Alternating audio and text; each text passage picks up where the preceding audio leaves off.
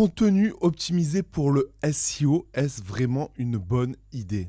C'est le sujet de ce podcast du jour. Bienvenue à tous, sujet toujours intéressant concernant le SEO et concernant le type de contenu qu'on doit avoir sur son site internet. Est-ce qu'il est bon d'avoir un contenu euh, bah, optimisé pour le SEO, pour le référencement naturel? La réponse est oui. C'est important de prendre les bons réflexes dès le départ.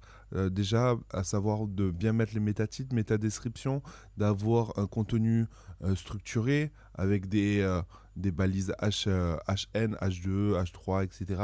pour que Google puisse vous comprendre, puisse comprendre la page ou vos pages ou votre site quand il passe sur votre site. Donc ça, c'est des choses super importantes à prendre, bien prendre le réflexe de faire ces choses-là dès le départ. Pourquoi? Parce que ça va vous permettre de vous positionner sur Google, sur des requêtes classiques ou des requêtes en longue traîne, donc des requêtes plus pertinentes, plus longues, avec peut-être moins de trafic, mais une meilleure conversion. Moi, je vous conseille fortement pour la rédaction de vos contenus de votre site, de ne pas regarder que le prix. C'est vrai qu'on a tendance à faire au moins cher et aller voir des prestations les moins chères, etc.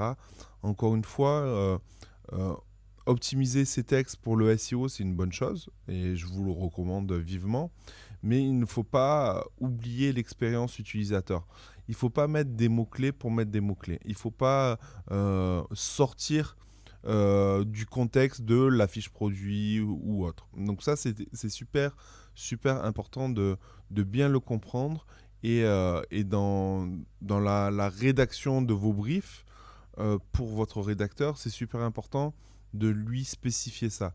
En face de vous, vous avez une personne humaine, vous avez une personne qui lit vos textes et ça va peut-être les convaincre d'acheter. Donc si vous ne faites pas l'effort de d'écrire ou de faire écrire du contenu de qualité, forcément ça va freiner les gens. À ça, en parlant, on parle de contenu, n'hésitez pas aussi à créer un ensemble de pages, on appelle ça généralement des silos sémantiques, etc. N'hésitez pas je vous donnerai quelques liens dans ma description qui pourront peut-être vous guider sur soit des formations, soit sur des blogs qui en parlent très très bien, et je vous inviterai à les consulter. Mais tout ça pour vous dire que n'hésitez pas à écrire un ensemble de pages euh, pour pouvoir aussi se positionner. Pareil, quand vous écrivez un ensemble de pages de contenu pour le référencement, pour être visible sur des requêtes bien précises, donc sur des requêtes, là, une requête, c'est un mot-clé bien précis, pensez aussi à mettre le bon CTA, le bon call to action.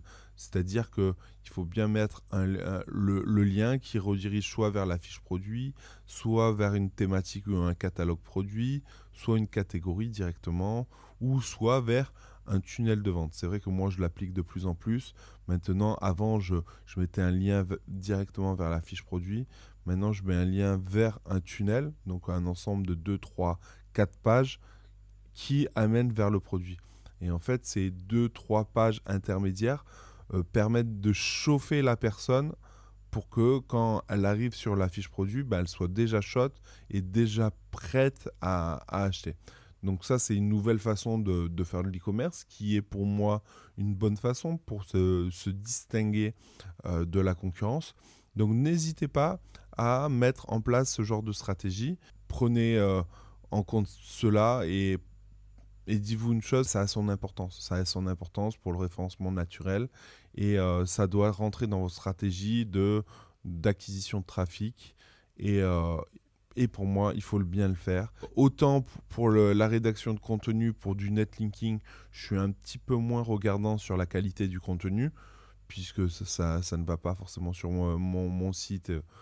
Et encore que, quand je mets des liens sur des sites à fort trafic et tout, j'aime bien rajouter du contenu de qualité avec même des CTA intelligents pour récupérer du lead parce que ces sites à fort trafic, vu qu'ils sont lus y consulter. Ça n'a pas qu'un objectif de netlinking.